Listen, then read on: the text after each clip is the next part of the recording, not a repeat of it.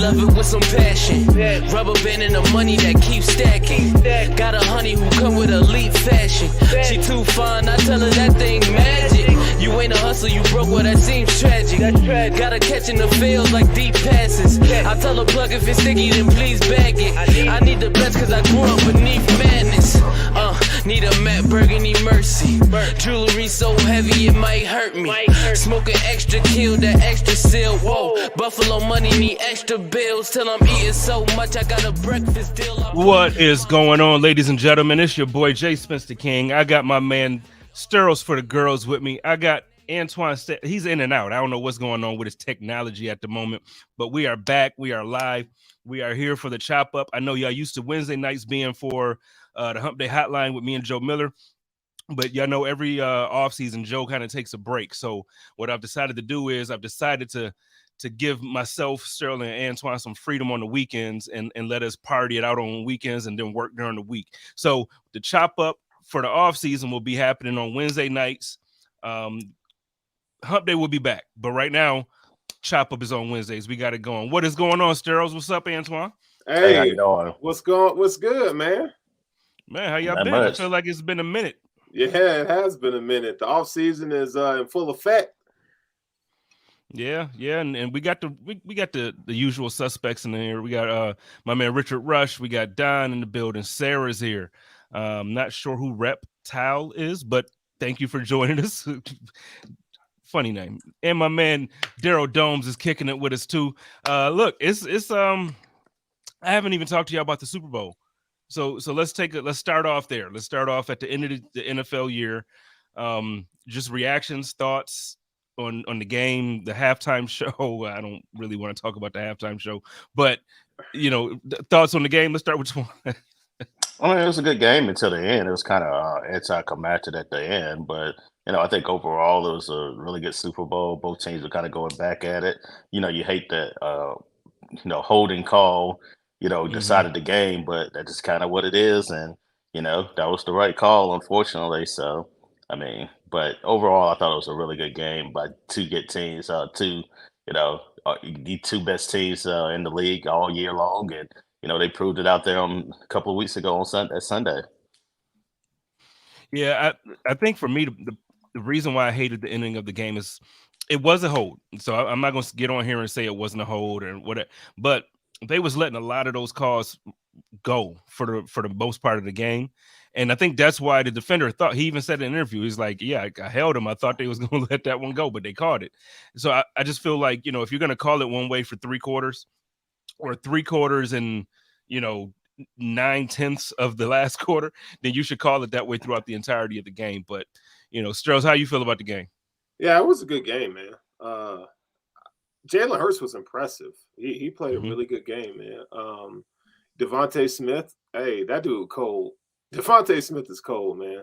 But I felt like the whole time, even as good as Philly started out, I just felt like the Chiefs they're gonna find their way in the game. And in the second half, they definitely proved that he's gonna be Mahomes. And it was offensively, I felt like, it kind of made me put things into perspective, just not from a Bills point of view, but just from an NFL point of view. When you spend so many resources on a defense, but at the end of the day, what does it really get you in the Super Bowl? I mean, these teams are scoring 35 points, right?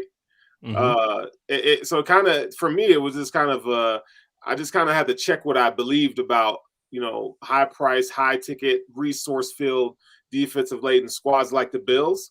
Maybe they should temper those a little bit. Yeah, well, see, I don't know, because if you look at the rest of the games that it took both teams to get there, defense did play a big part in it. I just think once you get to that stage where you have that level of quarterback play, you know what I mean? But other games, the Eagles dominated on defense, and the Chiefs had moments where their defensive line, Chris Jones is, I mean, I know we know, and there's a lot of sports fans who know, but people who are more of a casual football fan and don't really watch until the big games or the playoffs, Chris Jones is that dude, man. So I don't know. I think defense is still important, but I do agree with you, man. Like at some point, and I've been pounding the table for this past season for the Bills. You don't want to be that franchise like the Green Bay Packers who, you keep getting defensive players in the draft, or you make these big splash moves in free agency for a defensive player, but you don't use high draft capital on a weapon for your quarterback. I don't know. I don't know if y'all agree with that statement or not, but I just feel like that's going to be what ends up being the Bills' problem if they don't kind of change it going forward. The Buffalo Bills haven't drafted an offensive player in the first round since Josh Allen.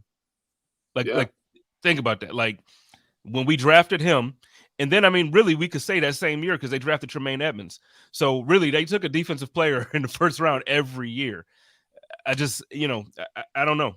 Well, I mean, you got to look at it like who would you take in that situation if you had to do it over again? I mean, I don't know, I guess I would have to look back and see who was available back then, but maybe, it was the right move to take a defensive player at that particular spot. So it just depends. Like, I mean, you could just play residual history like all you want to, but, I think it's important to just I'm all about taking the best available player, like no matter where you're drafted. So, but yeah, I mean, at some point they need to get him more weapons. And I think they're going to take an offensive player this year, whether it be, a running back or a wide receiver or something like that too. I definitely think they need to address both of those.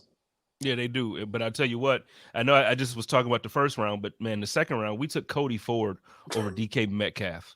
Like,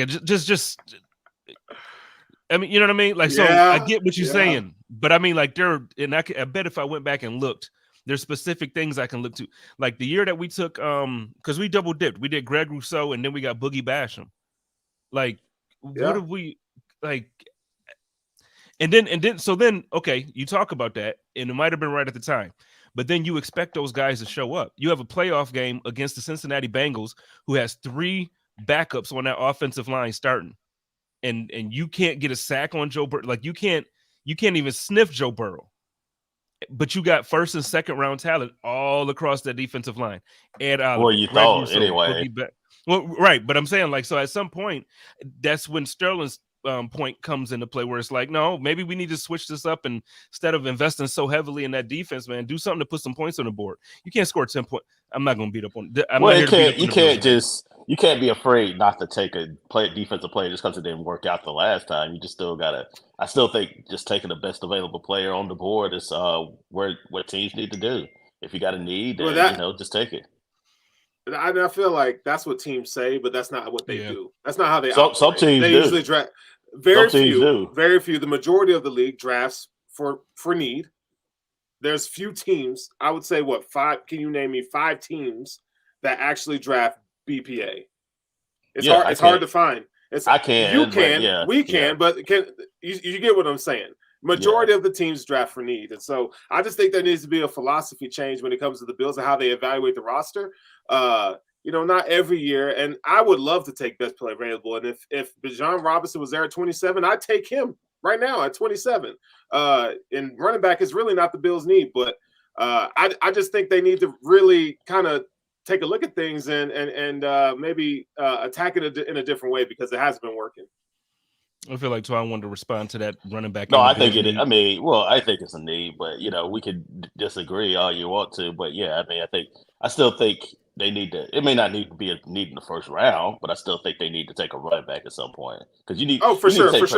You need to take pressure off him. Yeah. But my point being, if Bijan Robinson, if it's BPA, I mean, he's one of the top 3 players in the draft, in my opinion. So you gotta, if he's there, you take him. You just take him. So that's my point. Did y'all see the report? I mean, and it was just speculation. This isn't like a real rumor or anything happening, but there was speculation. I think it was on ESPN yesterday or today where they said that the Buffalo Bills should take a crack at trying to trade for Derrick Henry in the last year of his contract. Yeah, somebody, it was like a segment, like it was like Splash Moves or something like that. I can't remember. No, I didn't see that. And then, somebody had said like the Titans trading Derrick Henry to the Bills. And then their point was Derrick Henry, they want to get rid of him before he gets too old. But I could see them trading Derrick. I mean, they gutted a lot of their veterans today. To be honest with you. And then this is not even including Ryan Tannehill. So I'm curious to see what direction they want to go moving forward because I don't know. I mean, last year he ended up missing the playoffs for the first time in quite a while. I had a first losing record, I believe, since 2016. So it may be time to just start over and start from scratch there in Tennessee, get a new quarterback in there. new younger players, and then just try to start over that particular way. So I can see it. I mean, especially with Derrick Henry's still a good viable option, but if you can get something for him, especially if you're starting over, why not examine that? My man Jason in the comments says we don't know how to use running backs. He's talking to Sterling.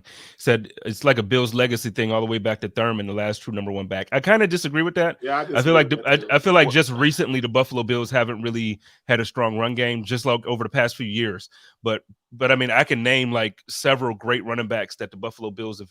You mentioned Thurman, then you go to we had beast mode here. Travis Henry. Travis Henry was really good. Fred Jackson wasn't even like a high draft pick at all by any means, but he had a good run. CJ Spiller, I think 1 year he averaged over 6 yards per carry. So we've had good running backs come through. Shady McCoy, we traded for him and got him in here. He still gave us some good year. We led the league in rushing a couple years in a row with him. So I don't know how much I want to agree with this comment, but I do get where you're going right now. I think right now we got Devin Singletary underperformed up until recently, I would say. Zach Moss was traded because he just was Zach Moss, and so hopefully Jimmy Cook will change that. I like James Cook. I think that he could be I don't know if he's as good as his brother, obviously, but I think he could be a good. Yeah, no, I'm saying I think he could. We already know that, but I don't think anybody expected him to be anyway. I don't think we can say we know that it was his first year. So I mean, like we've seen guys develop into. We've seen it. I see his brother in college. He ain't. No, he was not. He's not Dalvin. There's nothing wrong with that either. I'm not saying there's anything wrong with that, but what I'm saying is you can't just completely discount it. Like if I were to talk to you 5 years ago, you would have said, "Nah, man, Josh Allen ain't gonna be a starter for a long time in the NFL." No, I didn't. No, I did say that actually. Like I was getting criticized for that. Like you can go back check the receipts on that. Like I was down in Miami covering the Dolphins. Like I had people ripping me, telling me like Josh Allen was gonna be a bum, and like I was one of the few people sticking up for him. So yeah, I got the receipts. I did say that actually, and then I got ripped for it. I'm proud of you, Twan. I'm proud of you, Twan. Yeah, you were one of the few. I got ripped because even some Bills fans didn't even believe that. No, that's facts. Yeah, Bills fans was mad. Bills fans. I will say this though. To add to that, I think the Bills don't know how to use specialty players in the backfield. They don't know how to use niche players in the backfield. And I think that's you go get Nyheim Hines and you don't use them properly. It takes you all season to really get James Cook going. And so, I think when the Bills have had a do everything back, I think they've used them to their fullest capabilities historically. Recently, they haven't had that. And so, I think they're still trying to find a way outside of Diggs. I mean, we really can't point to a skilled position player where they say, yeah, they've really put this player in a position where there's, they're put there to succeed. Gabriel Davis, I mean, you're throwing deep balls to him, but outside of that, I really can't point to another player on offense from a skill position player where they really maximize their talents. Yeah, no, I agree with you. I agree wholeheartedly. I just think James Cook can be a good ingredient to what we're trying to do going forward. Oh, well, I agree with that part. Yeah, no, I'm not saying again. I don't think he's going to be his brother, but I think he's better than what we saw this year. Like, because the last few games of the year he really started to come on. So I feel like if we get a full season of that type of production out of him, I think the conversation about him will be a little bit different. So so I'm looking forward to seeing what they do. I do hope they draft another running back, but I don't know. My biggest two needs for the Bills, if it was up to me, would be wide receiver and offensive line. I know we're probably going to lose Jordan Poyer, so safety is a concern because you saw what happened when Michael went out in the game that Jordan was injured, or a couple games that Jordan was injured. Our safety positions, like that first game against Miami, Jalen Waddle he cooked us, man. Like he ate us, and you can't have that. Obviously, now Micah's coming back. Do we know if Micah's going to be Micah after a neck injury like that? Like that's the type of injury that, man, guys have ended their careers with that type of neck injury. Aaron, one of our old safeties, actually ended his career on that. So, I don't know. I don't know what I think the Bills should do right now, man. Everything in me says go O-line the first round, even though I want a wide receiver. But everything that I'm also seeing is that the second, third, and fourth round, like it's deep. It has a lot of talent that could kind of fall in that range. So I don't know. I don't know where the value is this year. Just take the best player at the whatever at whatever what they drafting 25 or something like that. 27, I 27. believe. 27, so around yeah, just take the best available player. If it's a wide receiver, which I think it could be like a Quentin Johnson out of TCU, then take him. If it's not, then if it's an offensive lineman that possibly slips down there, then possibly take him. If it's a running back, and again, I know this may not be the biggest need, but it's still a need. Then if that's on the board too, I wouldn't necessarily, you know, dismiss that either. Like a Bijan Robinson, if he happened to be down there, because I think he's the best running back in the draft. If he happens to slip all the way down there, then I would take him too. I can't see him falling to 27. Yeah. If he does, I mean, for sure, take him. Because last year I was like that about Hall. I wanted Hall, and I know he fell to the second, but I wanted Hall so bad. I was like, yo, what is happening? Why the Jets, man? They drafted good this last I thought he year. was a first round talent. I thought he was a first round Yeah. talent. Just people they didn't want to take a running back that high. That was it, really.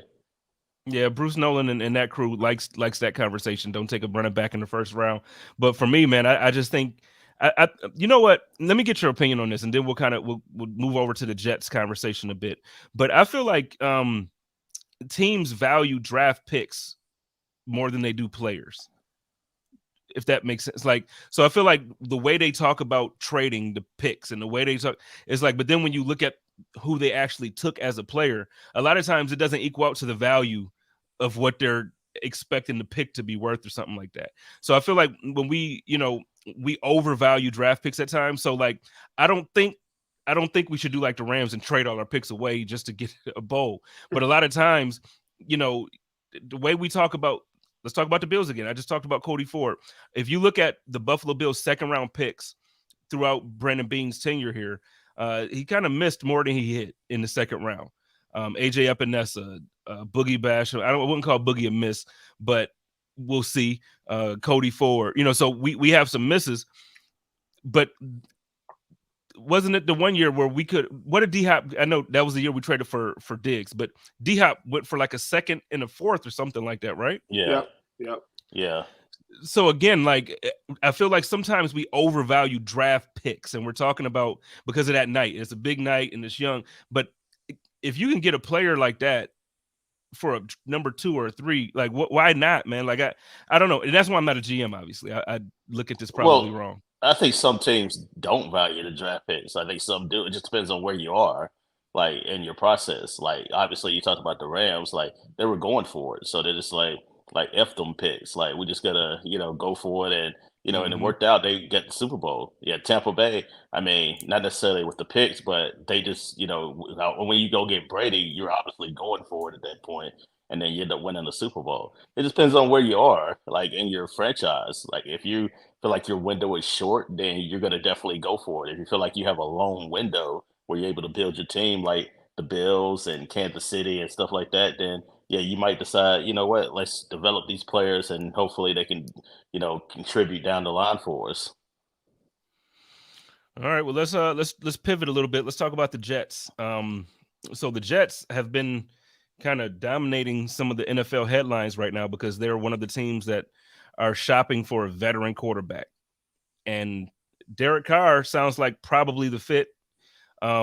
There was obviously rumblings about, no pun intended, Aaron Rodgers and, Garoppolo. How do you feel like this is playing out? Where do you see this ending up? I mean, they want to. Number one is Aaron Rodgers is their number one option, but nobody knows what he wants to do. I mean, that man's in the cave or whatever the hell he's doing, eat some mushrooms and having to get tired. I don't know what he's doing, but the fact of the matter is, he's the guy that they want, and until they get an answer what he wants to do, which I think he's going to go back to Green Bay, I really do. And then once they get an answer from him, then I think they'll decide, where to go with that. If he stays in Green Bay, then I think they might go out to Derek Carr. I mean, Aaron Rodgers, he might decide he may not want to stay in Green Bay and want to go somewhere else too. It's those options too. It's the Raiders are definitely an option as well. So yeah, I think that he's the number one candidate. And then Carr is after that.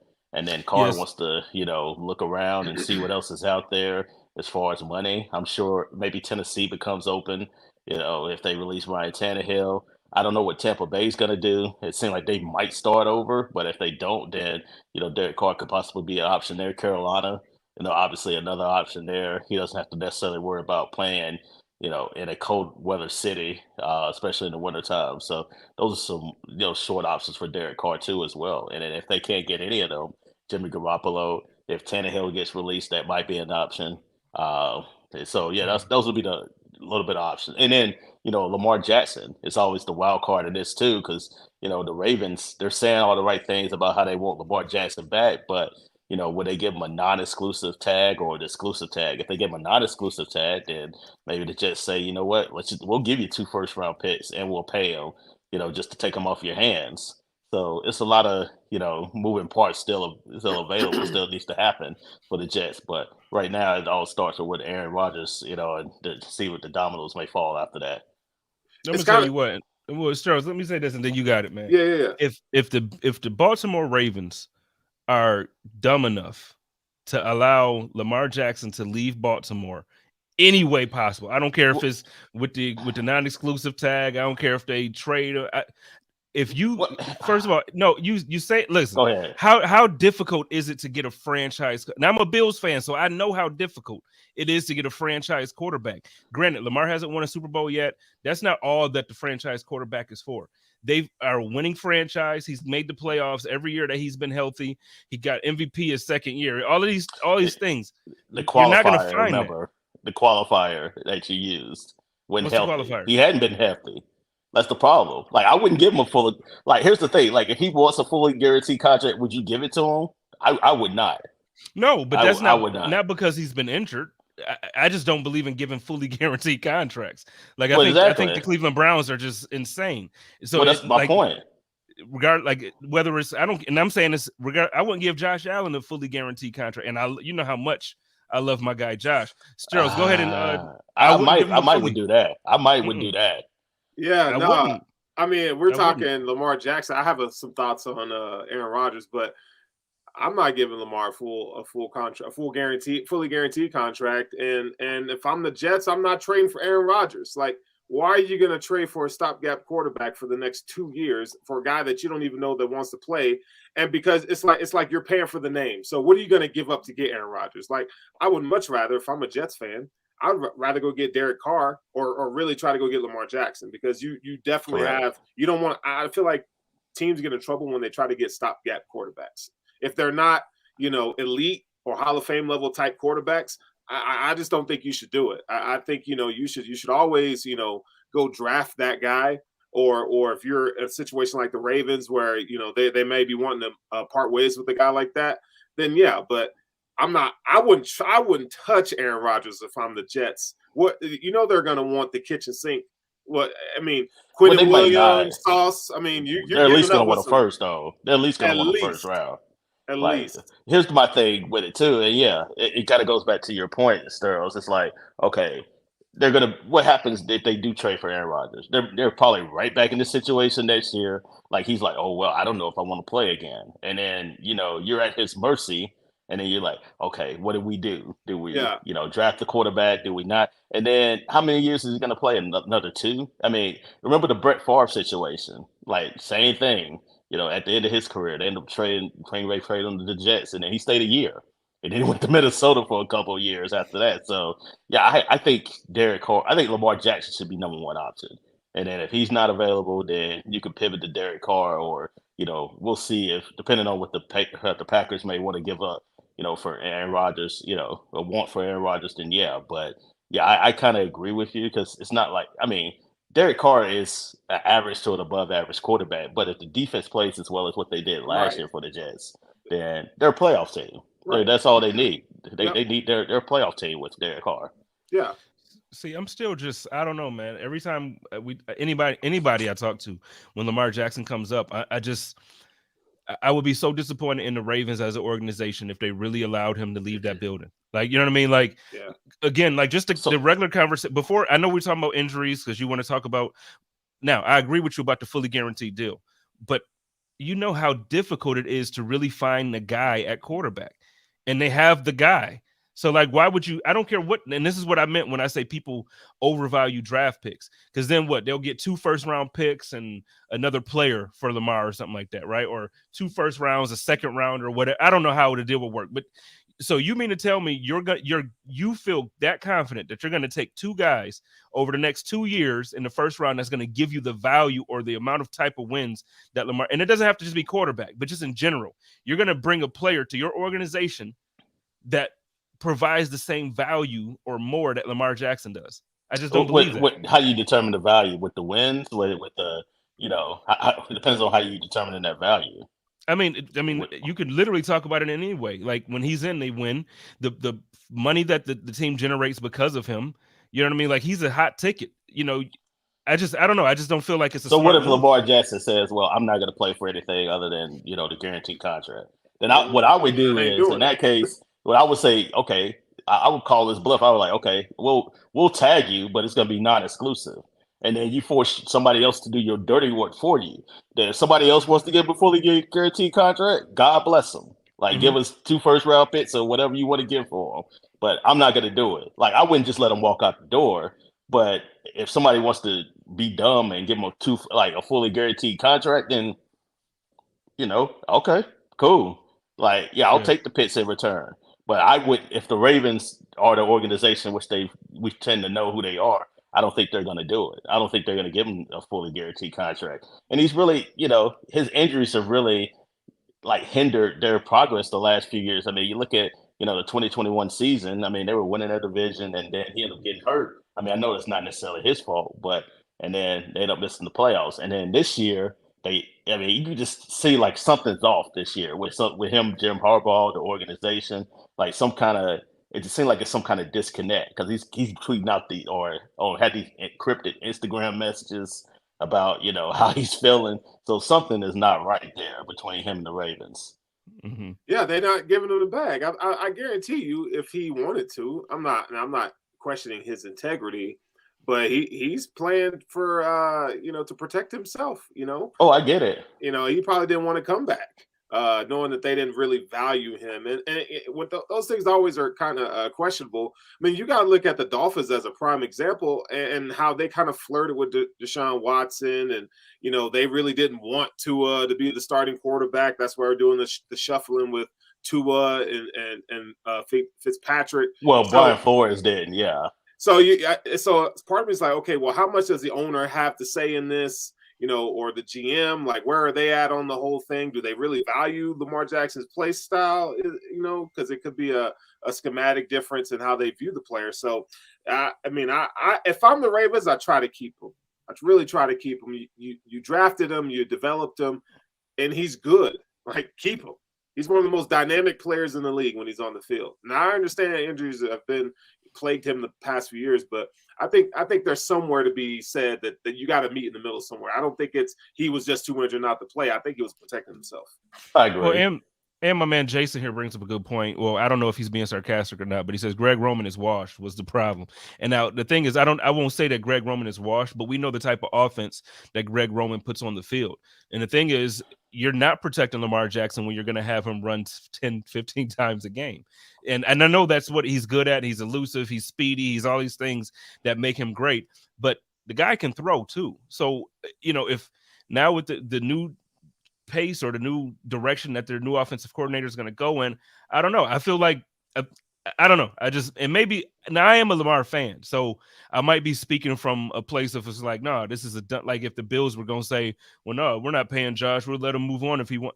I would have these same emotions, right? Because I just think after you, and now granted, they won a Super Bowl with Joe Flacco. He wasn't the guy, you know what I mean? Like they gave him money because he won a Super Bowl, and they loved him because he won. Hey, Flacco was killing it in the playoffs. Like, say what you want about the record. No, that's what it matter. That's what matter, though. That ain't my point. I'm not disagreeing with you on that. What I'm saying is, though, he wasn't a franchise quarterback.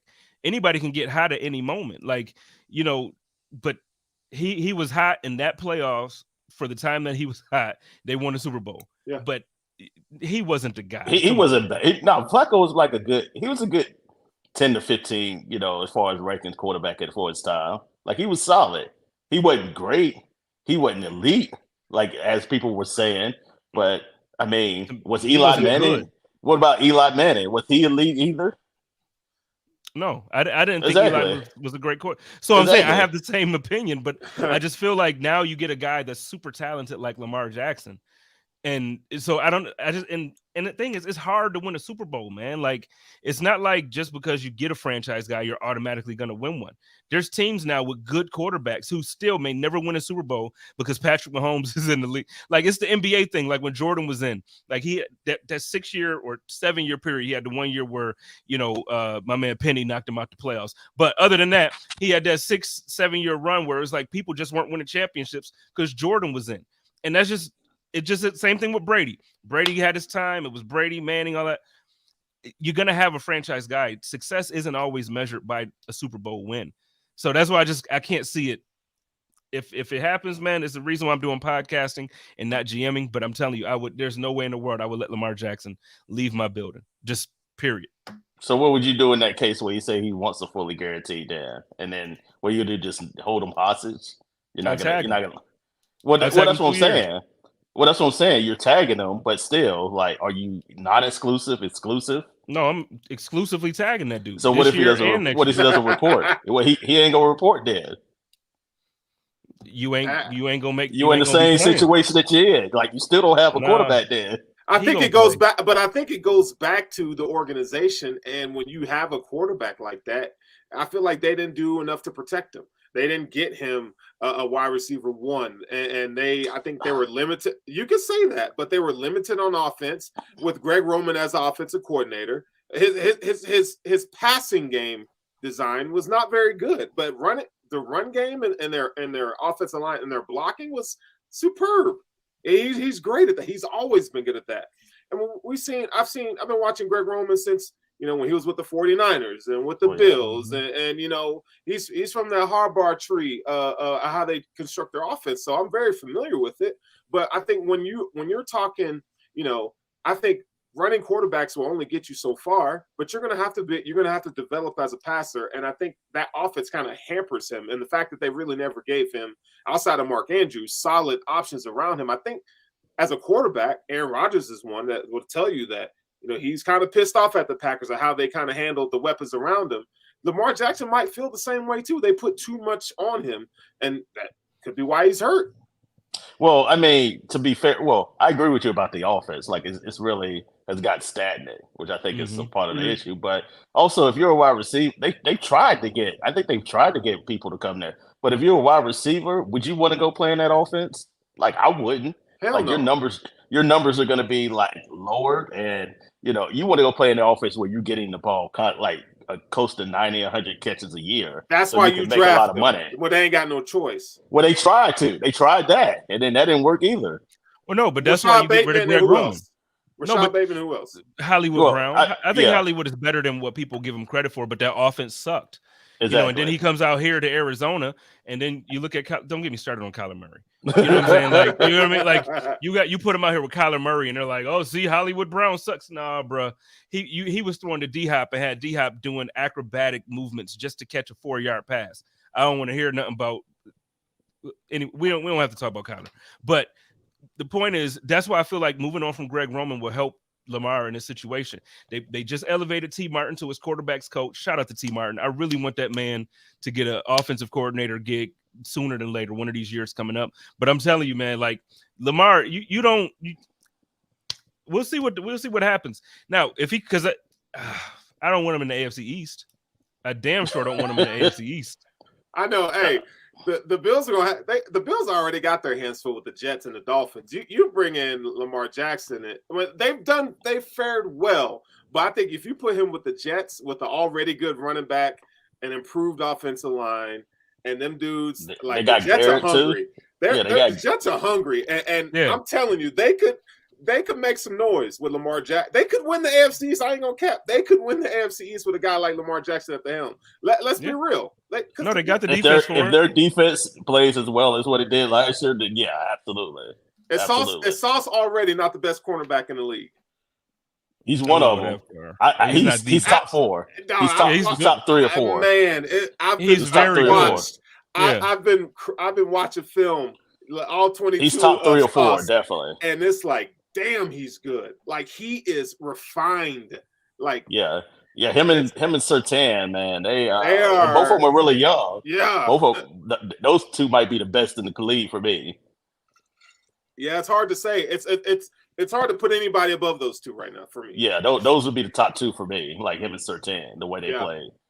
I respect it, but either way, I don't want Lamar in the AFC East. Not me. You know what I mean? So we can talk about all that other stuff.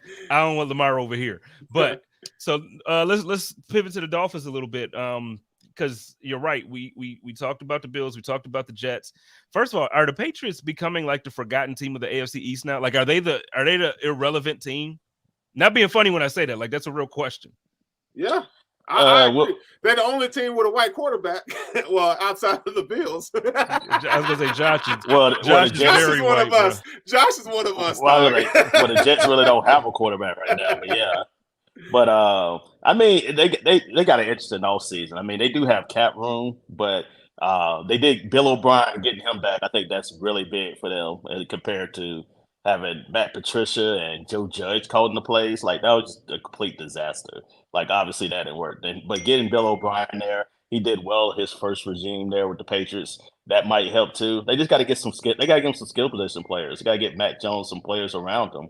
If they can do that, then we'll see. But despite their deficiencies, I mean, they still, I think, they still beat the Jets twice. So yeah. I mean, that says a lot. I think coaching matters. Like, I think Bill Belichick, they're always going to be, at least a problem or a pest. They might not be the best. They might not be better than the Dolphins or the Bills, but they're always going to be around. Like, they're not going to be like complete bottom feeders, but they might be mediocre now compared to what they were. Okay. Well, so let's talk about the Dolphins, though. So, like, the Dolphins don't have a first-round draft pick this year due to them tampering with Tom Brady during all of that talk when, Brian Flores was there and all that stuff. So they lose out on their first-round draft pick. The Dolphins started off hot. Like, it was one of those things where, you had all of these guys saying, RG3 was saying that they're the best team in the league. It was early on in the season. They had a nice little win streak. They beat the Bills in, I believe it was week 3 or 4 when the Bills went down there. And they're like, oh, this is the team. They're the team to beat. They're the team in the AFC. Then towards the end of the season, injuries, whatever, they started to kind of fizzle out. They made it to the playoffs, lost to Buffalo in the wild card round. How do they take a step forward? They don't have a first-round draft pick. And if I'm not mistaken, I feel like their cap space isn't that wonderful either. So I feel like they're in a similar cap position as the Buffalo Bills, where like they really don't have any. So with no first-round draft pick, limited cap space, how do you see them taking a step forward this year to build on what they thought they were building at the beginning of the year? Well, I guess I'll go. I think, for what they got an interesting all season. For one, like, they got to make a decision about Tua, first of all, like his, fifth year option. Do you pick it up? Do you not pick it up? And then if you do pick it up, then I would not pick it up. But, you definitely can make the case where you could pick it up just because, it does protect you in the end. It does protect him as well. But even if you do pick it up, then as you alluded to, they don't have a first round pick. But, I definitely think we talked about the Bills and them needing maybe some running back help. The Dolphins certainly need probably more running back help than Buffalo. I think, just the fact about it, they had like a stable of running backs, but none of them were really consistently good throughout last year. So I think if you want to get Tua some help and get those weapons, Waddle and Hill some help too as well, get a running back there. I mean, Josh McDaniel, like, he comes from a tree in San Francisco where they value running the football. And I think you definitely have to do that. The offensive line has to get better still. I think that's a big question for them. For me, I would probably take, the Tulane running back Tajay Spears. Like, we ended up seeing him in the Senior Bowl. I thought he was tremendous there. Mm-hmm. You don't have a first round pick, but I definitely think, in round 2, I think, he could be some value of the Dolphins there. So that's what I would do with their first pick in the draft, which would be, like you say, on day 2 of the NFL draft. Speaking of the Senior Bowl, shout out to Steros for standing us up. But go ahead, Steros. You want to respond to what Antoine said there? Yeah, I think we need to mention that Tyreek Hill has about 30. He's owed $31 million. That's going to be his cap hit for this season. Sarah put in the chat that they got about $12 million in cap over space. the cap. Over the cap. Okay, so they're gonna have to make some moves, man. But they got what, 2 third-round picks, I believe, a second and 2 thirds. I think they're in a position that the Bills are in, where they got to hit on draft picks, and I think they've done a better job at hitting on some of these picks than the Bills have. But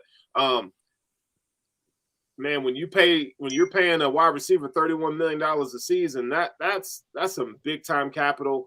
And then, you're going to have to up the ante for, Jalen Waddle. So this season, I think they're going to be doing some bargain bin shopping, man. I don't know if you guys noticed, but, the guy from your boy from USC talking about how he'd play for the Dolphins. So, they might be in a position where they can off some of that young talent and kind of, make a run from my guy out in at USC. So who you talking about?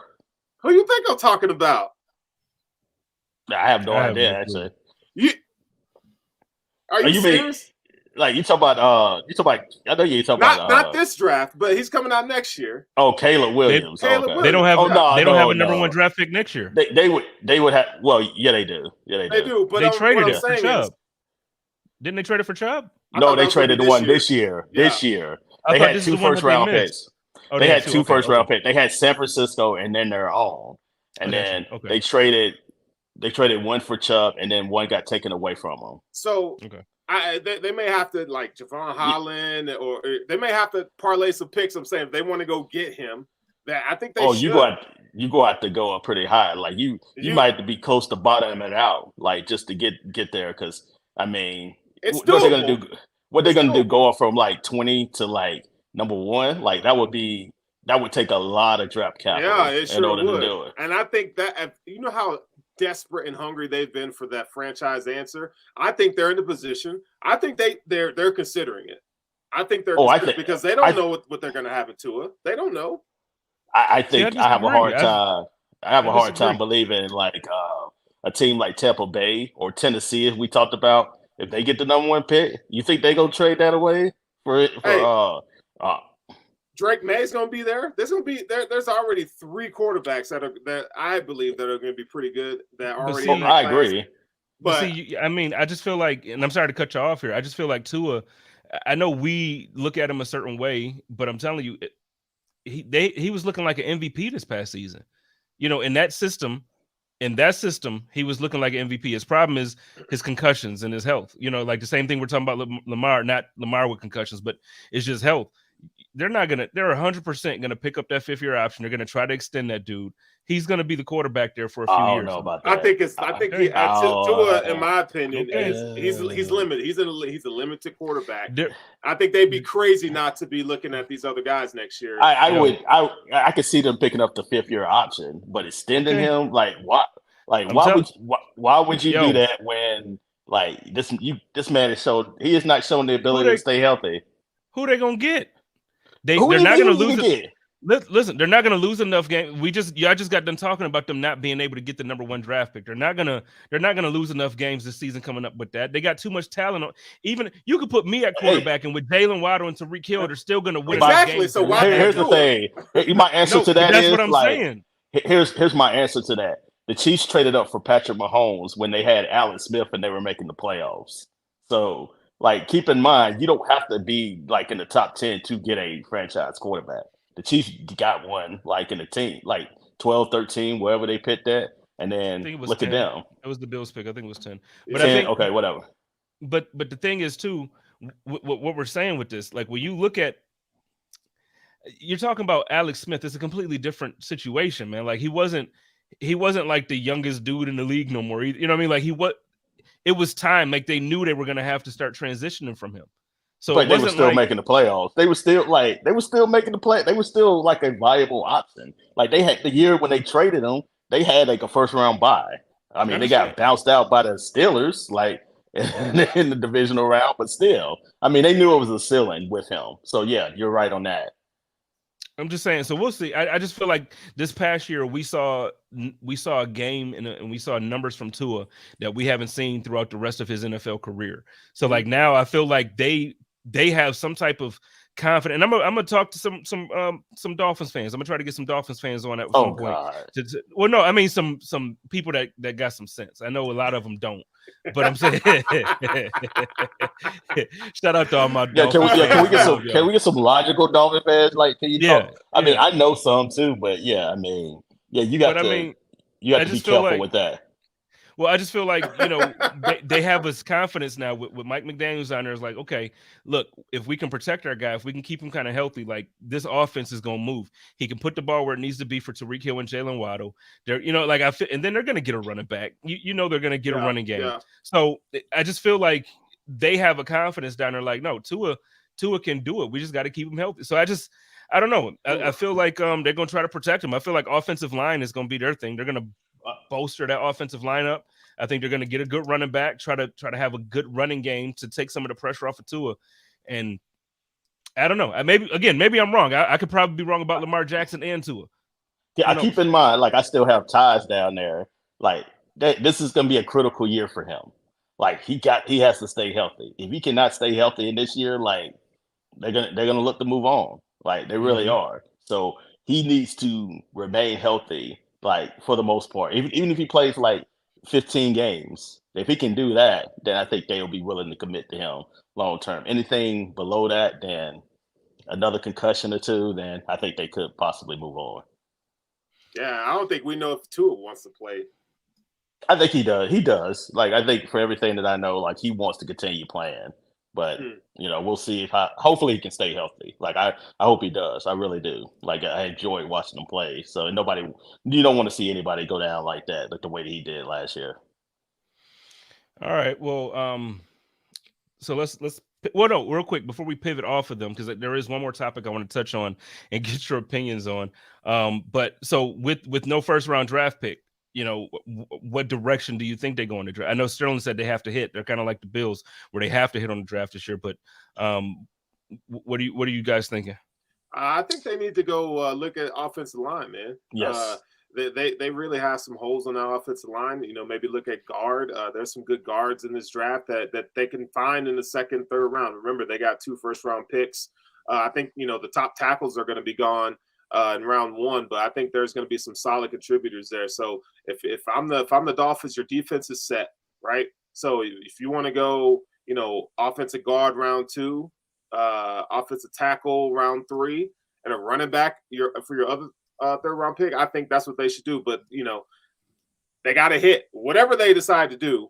They're taking best. They should be taking one of those teams that take best player available. But they definitely have some needs on the offensive line, and I think if you're serious about Tua and you want to do the right thing by Tua, I think that you need to insulate him with as much offensive line help as you can. Yeah, I might be quick. Yeah, running back, offensive line, definitely. And I'll throw linebacker in there too as well. I think, especially when you transition to the Vic Fangio system, don't necessarily need edge rushers because, you got Chubb, you're committed to him, and also Jalen Phillips too as well. But, kind of some inside linebackers maybe to help out, Jerome Baker as well. Like I could see them taking a guy, later on in the draft too as well. Okay. So, let's move on from them. I want to talk about the Super Bowl champions. So the Kansas City Chiefs, I'm really not talking about them, but the Kansas City Chiefs lost their offensive coordinator to the Washington Commanders. And I love Eric Bieniemy from everything that I know about him. I'm not a player. I never played in that locker room. I don't cover them, so I haven't even had a chance to interview him. However, you got some good reviews and some bad reviews on different. A lot of players who have played with him came out and said that he helps them develop as men. Tyreek Hill came out and said that it's like, hey, he helped me kind of figure out who I am outside of a football player and as a football player. And you have Patrick Mahomes say he loves him and all this stuff. Then you have Buffalo Bills kind of sort of legend LaShawn McCoy say this with the Commanders. I hope he doesn't, but I think he will. What's his value? What makes him a good offensive coordinator? See, the problem is it has nothing to do with the color barrier at all. Okay. Steros, I'm gonna start with you on this one, I dog. knew you was gonna do that. I'm gonna start with you on this one. Yeah.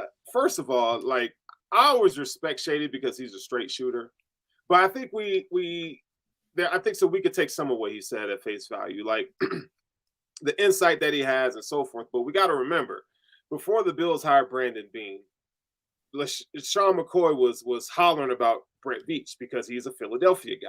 So he's going to be partial or biased to Andy Reid, Brett Veach, and those guys in Kansas City, right? It's just the way it is. Now, I can't sit here and say that I know how Eric Bieniemy is in the locker room, but I also could say this, that if you're around a guy like, Andy Reid, the way Andy Reid, his craft, he taught you for so many years. You're gonna take some of that. You're gonna, if you're smart enough, you're gonna take that with you with the Commanders and use that. Like, so the fact is to say he's not qualified, I don't agree with that. I hope he goes in there and he tears it up. I hope he tears it up because I just think that's another barrier for black coaches. But I'm always the kind of person that always tries to look at both sides, right? And I'm not gonna, I know that there has been some things where black coaches haven't got the same opportunities, and that's proven, right?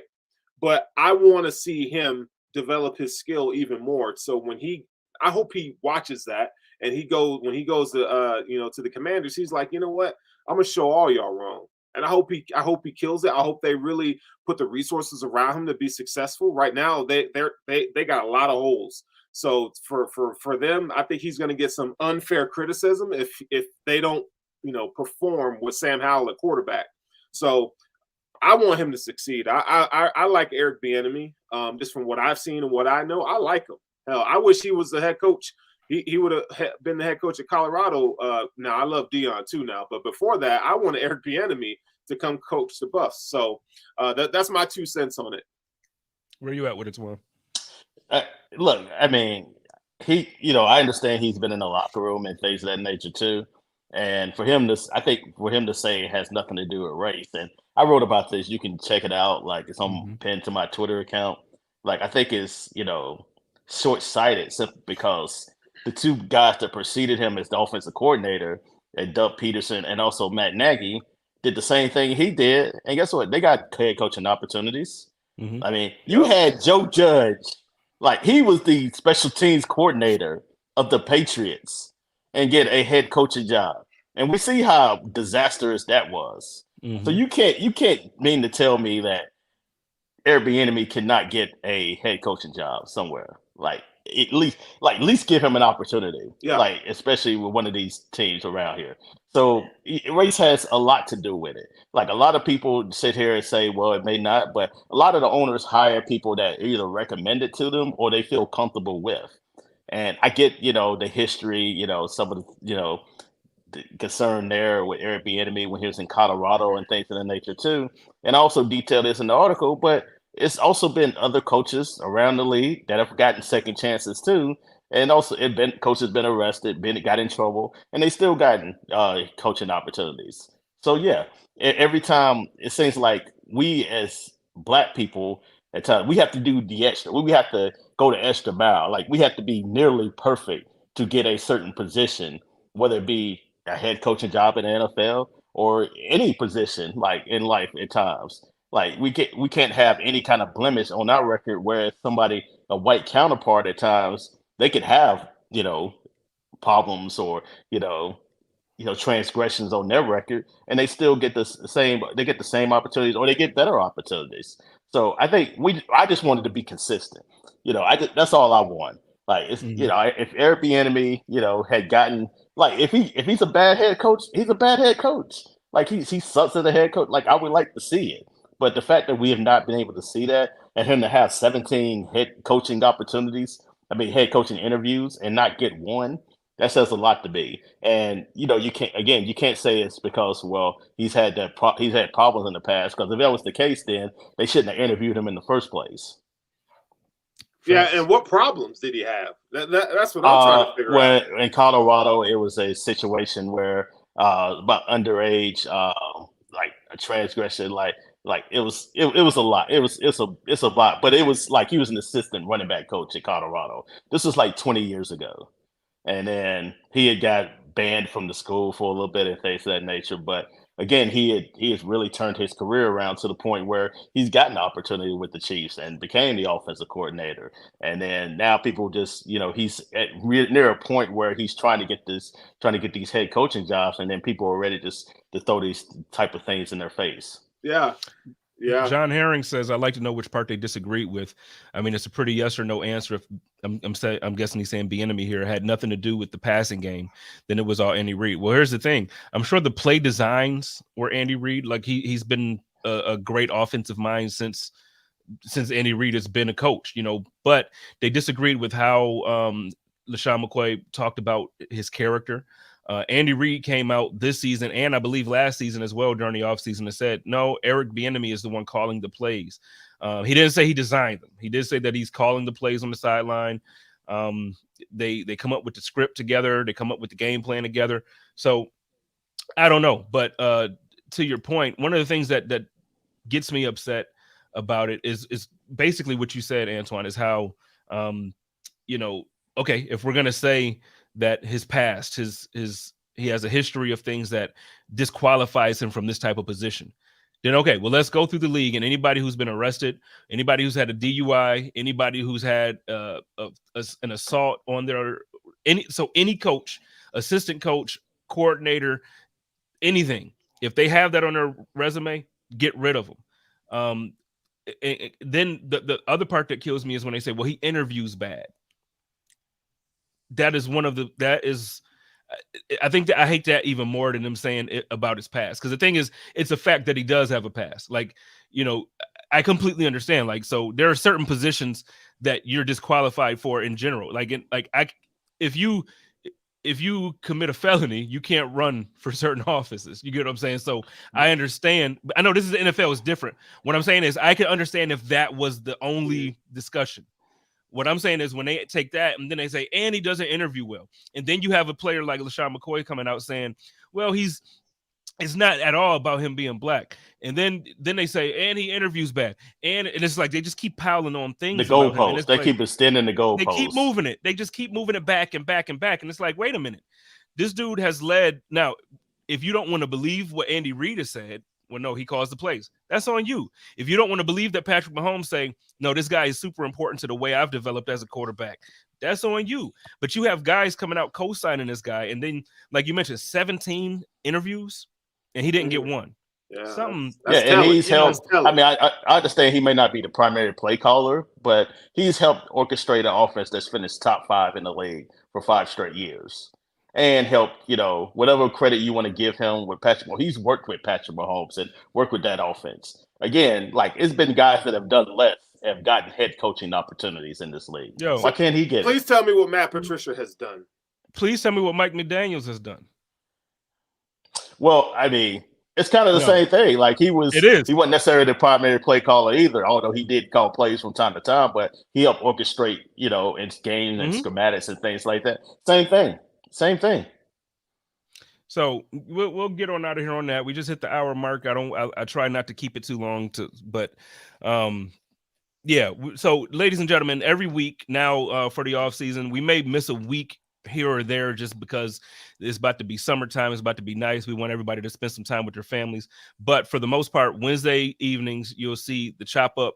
I believe Thursdays will still be Sarah Larson and Jerry Ostrowski with 3-Man Rush. Code of Conduct will still be happening on Tuesdays. We have a new show. We have a friend in Brazil who actually has a huge Bills following out in Brazil. My man Fernando is going to be starting with Buffalo Rumblings this week as well. So we got a lot of things coming up for the offseason. Got a lot of draft things. I know, Sterling, you're going to still do your show as well, Monday night. So instead of Off Tackle with John Fina, we're going to have Intentional Grounding with Sterling Furrow. We're going to have a good year. And then when the season hits, I know I'm getting ahead of myself because that's months away again now, but I got some plans. We're gonna take this thing up another notch. So, ladies and gentlemen, we're gonna get on out of here. Twine, why don't you let everybody know where they can find you? You find me at Antoine Staley on Twitter, all social media accounts there. Follow my work the New York Daily News. I won't be on next week because I'll be at the Combine, but I will be back the following week too after that. Yes, sir. Sterles.